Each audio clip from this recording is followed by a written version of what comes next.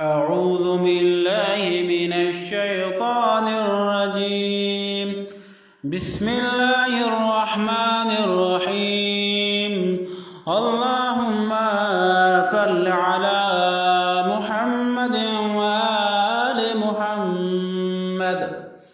حضرت امام صادق علیہ السلام نے فرمایا، جب تم میں سے کوئی شخص یہ چاہے کہ اس کی دعا قبول ہو تو اسے چاہیے کہ اپنی کمائی کو پاک و پاکیزہ کرے اور لوگوں کے واجبات ادا کرے جو ان پر ظلم کیا ہے یا ان سے ظلم کر کے کچھ حاصل کیا ہے۔